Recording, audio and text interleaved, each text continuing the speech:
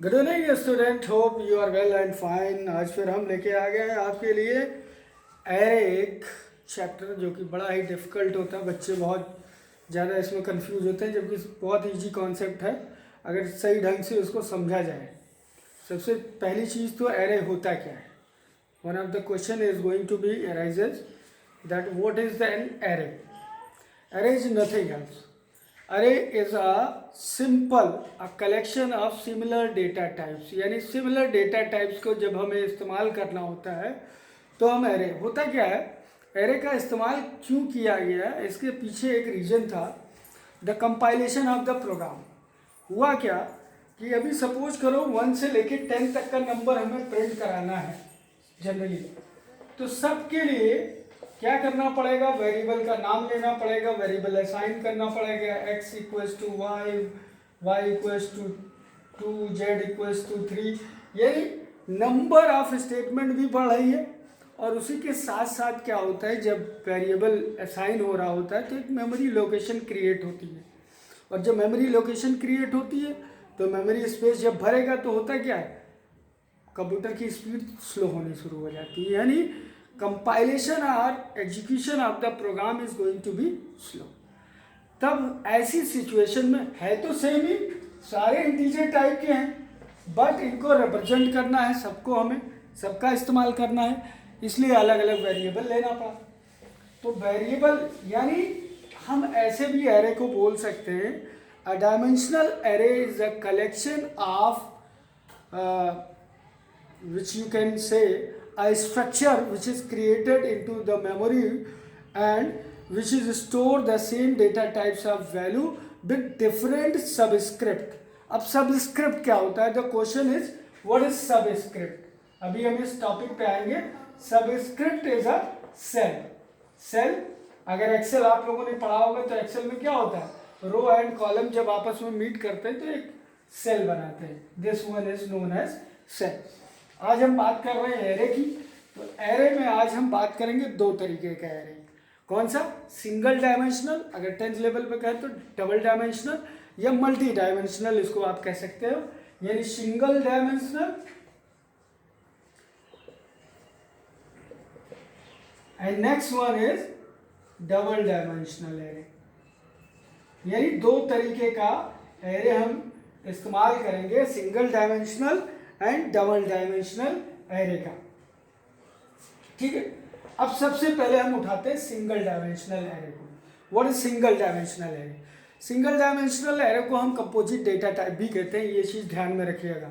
Array हमेशा क्या है, कंपोजिट डेटा एक टाइप आप कह सकते हो, इसको रेफरेंस डेटा टाइप। कभी कभी एक नंबर का क्वेश्चन क्लास 10th में पूछा भी गया, इस बार भी आया था कि कंपोजिट डेटा टाइप्स क्या होता है, रेफरेंस डेटा टाइप क्या होता है, and one is also called non primitive data types. हम लोग पढ़ते हैं जब शुरुआत करते हैं प्रोग्राम की तो दो ही तरीके के डेटा टाइप पढ़ते हैं, primitive and non primitive. Non primitive को ही हम लोग कंपोजिट डेटा टाइप भी कहते हैं, रेफरेंशियल डेटा टाइप भी कहते हैं, और you can say non primitive data types. Composite का मतलब क्या हुआ, जब क्लास आप बना रहे होते हो तो क्लास के अंदर क्या होता है, there should be a multiple data types you are going to use and it will mix up with some other variables, then it will goes to be created a new types of data types. So it is called composite, यानी it's means composed, multiple data types को compose कर दिया गया, so it is called composite data type. अब referential क्यों कहा गया, because of that ये बनते किससे हैं, through the reference of primitive data types, यानी इन्हीं प्रिमिटिव डेटा टाइप्स का इस्तेमाल हम कर लेते हैं और एक नए तरीके का डेटा टाइप्स क्रिएट हो जाता है। इसमें एरे आ जाता है, क्लास आ जाता है, इंटरफेस आ जाता है, ये सारे क्या होते हैं, these are called composite data types और रेफरेंशियल डेटा टाइप्स। अब हमने कहा दो तरीके का। सिंगल डायमेंशनल का मतलब आप लोगों ने क्लास 10th में ग्राफ पढ़ा होगा, और ग्राफ में दो चीज़ें पढ़े होंगी, axis, X axis, Y axis.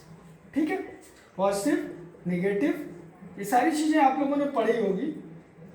आज हम इसी को लेके चलेंगे, है क्या, नंबर लाइन है सिंबल। सपोज करो हमें डेटा टाइप्स स्टोर करना है। अब डेटा टाइप्स को स्टोर करने के लिए हमारे पास क्या है कि सबसे अच्छा तरीका क्या है कि हम स्टोर करें, सपोज करो एक ट्रेन जा रही है, सपोज करो एक ट्रेन है, इसके ऊपर ये ट्रेन जा रही है, सामने इंजन लगा हुआ है और ट्रेन जा रही है 0 1 2 3, यानी अगर इसको ध्यान से देखें तो एक्स एक्सिस पे कैसा बन रहा है, लीनियर टाइप का बन रहा है ना। तो लीनियर भी हम इसको बोल सकते हैं। 0 1 2 3 यानी सारे डब्बे हैं। अगर हम M1 की बात कर लें तो इसका मतलब सेकंड नंबर का डिब्बा हो गया, ठीक है, यानी इसके अंदर जितने यात्री होंगे उसकी बात हम कर रहे हैं। ये सिंबल एक तरीके से यानी लीनियर फॉर्म में एक ही कोऑर्डिनेट है इसमें, और किसका इस्तेमाल हो रहा है, एक्स एक्सिस का इस्तेमाल हो रहा है। अगर डबल डायमेंशनल होता तो एक्स एक्सिस और वाई एक्सिस दोनों का इस्तेमाल हो रहा है, यानी ट्रेन इधर भी जाने लगी, अगर इस तरह जाने लगे तो समझ लो क्या हो रहा है, डबल डायमेंशनल का इस्तेमाल हो रहा है। ये समझाने के लिए हमने कहा। अब सबसे पहली चीज, सिंगल डायमेंशनल एरे को how can we represent in a syntax. Syntax कैसे इस्तेमाल करते हैं, सिंपल है। पहले तो डेटा टाइप ले लीजिए, किस तरीके का, इंटीजर टाइप का है। उसके बाद क्या करना है, एक वेरिएबल, कोई भी वेरिएबल इंट m कर दिया हमने।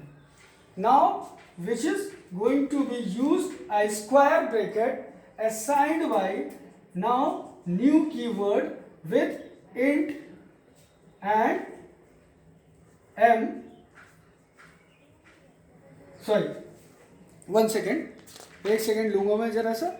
नाउ इंट, अब m वेरिएबल है, इसकी वैल्यू क्या करें हम, असाइन कर दें 10। अब इस चीज को समझते हैं। देखिए m हो गया variable, this one is called variable, this one created a unfixed cells. हमने अभी क्या बोला था, सबस्क्रिप्ट का नाम लिया था, तो सबस्क्रिप्ट क्या हुआ अभी हम उसको भी समझाते हैं, ठीक है। तो ये क्या हुआ, अनफिक्स्ड सेल्स क्रिएट कर देंगी, किसमें, मेमोरी के अंदर अनफिक्स्ड। लेकिन जब यहां पे बात आती है तो यहां क्या है, 10, यानी कितनी सेल्स होंगी, number of cells is going to be 10, ठीक है। अब इसी चीज को हम देखते हैं। m हो गया आपका क्या, this is called subscripted variable, इसको हम लोग बोलते हैं subscripted variable, and this one is called subscript. It's means इसके अंदर जो भी हमने डिफाइन किया वो सबस्क्रिप्ट हो गया। अब अगर सबस्क्रिप्ट की बात करें, सपोज करो आपने n एलिमेंट्स को स्टोर कराना है, तो n एलिमेंट्स को जब स्टोर कराएंगे तो ये मान के चलिए कि नंबर ऑफ जो सेल्स क्रिएट होंगी वो कितनी होंगी, from starting to m0 dot dot m-1। क्यों, क्योंकि हम कितने एलिमेंट ले रहे हैं, 10 यहाँ पे ले रहे हैं, तो इसका मतलब m0 से लेके कहाँ तक जाएगा, 10-1 यानी m9 तक। यानी हमने इस वेरिएबल को इस फॉर्म में कर दिया, m1 m2 m3 dot dot ऐसे करते करते m9 तक ये जाएगा टोटल, यानी टोटल 10 सेल्स क्रिएट होंगी फ्रॉम 0 to 9, 0 से लेके 9 तक वैल्यू क्रिएट होंगी सेल्स। अब इस सेल्स के अंदर क्या होंगी, सारी वैल्यू स्टोर होती चली जाएंगी, जो भी आप असाइन करोगे वो सारी वैल्यू इसमें स्टोर होती चली जाएंगी। अब इनके अलग अलग तरीके के एरे बना सकते हो आप, चाहे एरे इंटीजर का बनाओ, चाहे आप एरे कैरेक्टर का बनाओ, चाहे फ्रैक्शनल नंबर का बनाओ, चाहे आप डबल टाइप का बना लो या स्ट्रिंग टाइप का बना लो, ये कहलाता है। तो दो चीजें समझनी हमें, क्या, सबस्क्रिप्ट और सबस्क्रिप्ट वेरिएबल, यानी ऐसा वेरिएबल जो स्क्वायर ब्रैकेट के पहले यूज कर रहे हैं वो वेरिएबल क्या कहलाए, subscripted variable, and this one is known as subscript. Subscript it means it is a cell which is going to be assigned into the memory of a particular computer। Computer के memory के अंदर एक sales create हो जाएंगी जिनके अंदर आपके elements store होंगे, और जब हम किसी सबस्क्रिप्ट को प्रोग्राम के अंदर कॉल करेंगे तो उस सबस्क्रिप्ट के अंदर जो भी वैल्यू स्टोर होगी वो हमें रिजल्ट के अकॉर्डिंग मिलेगी। जैसे वे बात करें हम डेटा इनपुट्स की, तो डेटा इनपुट्स हम कितने तरीके से कराते हैं। प्रोग्राम की अगर बात करें हम, जब भी आपने प्रोग्राम लिखा होगा तो आप इनपुट देते हो।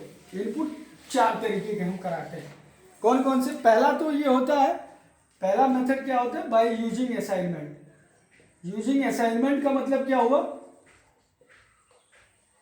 इट्स मीन्स असाइनमेंट का ऑपरेटर यूज कर लिया, x इक्वल्स टू 10, असाइन कर दी वैल्यू, वैल्यू असाइन कर दी, यानी इनपुट दे दिया हमने।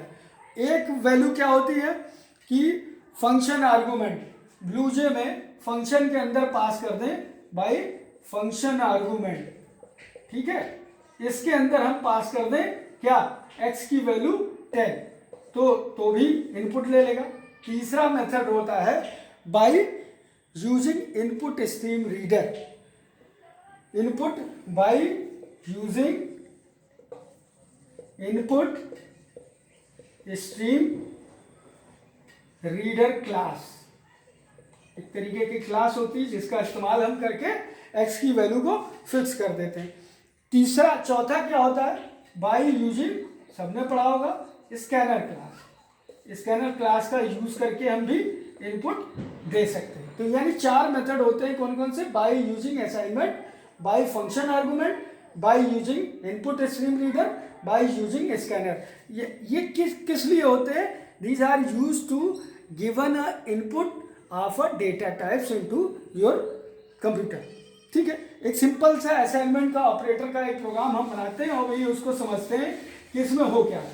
सिंपल प्रोग्राम बनाएंगे, समझेंगे कि हो क्या है। एक पब्लिक क्लास ले लिया हमने बताया था पब्लिक क्लास का नाम कुछ दे दो, सैंपल हमने दे दिया, ठीक है। सैंपल के अंदर और उसके बाद अगला क्या स्टेप होगा? Public static wide